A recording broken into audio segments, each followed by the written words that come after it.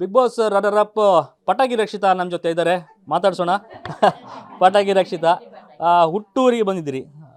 ಹುಟ್ಟೂರು ಅಂದ ಕೂಡಲೇ ಅದು ಫೀಲಿಂಗ್ಸೇ ಬೇರೆ, ಭಾವನೆಗಳೇ ಬೇರೆ. ಸೊ ಏನು ಹೇಳ್ತೀರಿ, ಈ ಹುಟ್ಟೂರಿಗೆ ಬಂದು ಸನ್ಮಾನ ಸಿಕ್ಕಿದೆ, ಅಷ್ಟು ದೊಡ್ಡ ಮಟ್ಟದ ಸನ್ಮಾನ, ವೆಲ್ಕಮ್, ಆ ಗ್ರ್ಯಾಂಡ್ ವೆಲ್ಕಮ್ಮು. ಸೊ ಏನು ಈ ಸಮಯ ನೆನೆಸ್ಕೊಂಡ್ರೆ ಏನು ಅನ್ಸುತ್ತೆ?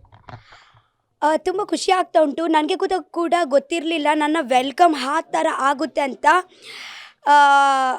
ಫುಲ್ಲು ಅನ್ಎಕ್ಸ್ಪೆಕ್ಟೆಡ್ ಇತ್ತು ನನಗೆ ಅಷ್ಟೇ. ಎಕ್ಸ್ಪೆಕ್ಟೆಡ್ ಅನ್ಎಕ್ಸ್ಪೆಕ್ಟೆಡ್ ಒಂದು ಕಡೆ. ಮೀನು ನಮ್ಮ ಫೇವ್ರೆಟ್, ಅದರಲ್ಲಿ ಮೀನು ಕೂಡ. ಸೊ ಅದನ್ನು ಆ ಸಂದರ್ಭದಲ್ಲಿ ಕೈಯಲ್ಲಿ ಕೊಟ್ಟು ಅದನ್ನು ಸೆಲೆಬ್ರೇಷನ್ ಮಾಡಿದ್ರಿ. ಜನರಲ್ ಸೆಲೆಬ್ರೇಷನ್ ಜೊತೆಗೆ ಮೀನು ಹಿಡಿದದ್ದು. ಸೊ ಆ ಸಂದರ್ಭದಲ್ಲಿ ಏನಿಸಿತು? ಅಂದರೆ 3 ತಿಂಗಳು ಇತ್ತು. ನಾನು ಆ್ಯಕ್ಚುಲಿ ಜಾಸ್ತಿ ಮೀನು ಎಲ್ಲ ತಿನ್ನೋದು ಜಾಸ್ತಿಯೇ, ನನ್ನ ಡೈಲಿ ನಾನು ಮೀನು ತಿಂತೀನಿ. ಸೊ ಯಾವಾಗ ನಾನು ಮೀನು ಇಟ್ಕೊಂಡಿದ್ದೀನಲ್ವ, ನನಗೆ ಅದು ನನ್ನ ಊರಿನ ಒಂದು ಫೀಲಿಂಗ್ ಉಂಟಲ್ವ ಮತ್ತೆ ಬಂತು. ಯಾಕೆಂದರೆ ನಾನು ಮೀನು ಮಾರುವವರು ಬರ್ತಾರೆ, ನಾನು ಕೆಳಗೆ ಕುತ್ಕೊಳ್ಳಿ ಮೀನೆಲ್ಲ ಮಾಡ್ತೀನಿ. ಸೊ ನನಗೆ ಒಂದು ಫೀಲ್ ಬಂತು, ನನ್ನ ಊರಿಗೆ ವಾಪಸ್ ಬಂದಿದ್ದೀನಿ ಅಂತ. ಅದೇ ಮೀನು ಯಾವಾಗ ನನ್ನ ಕೈಯಲ್ಲಿ ಇಟ್ಟಿದ್ದೀನಲ್ವ ಆ ಟೈಮಲ್ಲಿ. ಮೀನು ಹಿಡಿದ್ರಿ, ತಿನ್ಬೇಕು ಅನ್ಸಿತ್ತಾ? ತಿಂದ್ರ? ಎಲ್ಲಿ ತಿಂದ್ರಿ? ತಿನ್ನಲಿಲ್ಲ ನಾನು ಇವಾಗ ತನಕ.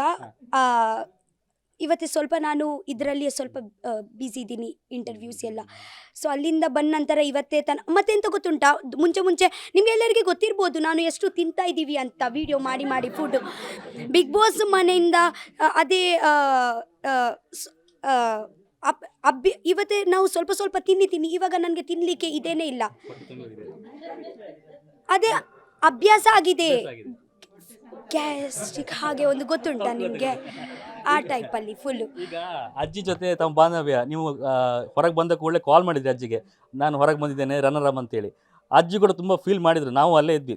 ಸೊ ಬಂದು ಕರೆಕ್ಟ್ ಕಾಲ್ ಮಾಡಿದ್ರು. 3 ತಿಂಗಳು ಅವರು ನೀವು ಜೊತೆ ಇರೋದೇ ತುಂಬ ಬೇಜಾರಲ್ಲಿದ್ದರು. ಸೊ ನಿಮಗೆ ಅನಿಸಿದೆ? ಅಜ್ಜಿ ಅಂತ ಬೇಜಾರಿಲ್ಲ, ಅವರು ನಾನು ದೂರ ಇದ್ರೇನೆ ಅವರಿಗೆ ಸ್ವಲ್ಪ ಶಾಂತಿ.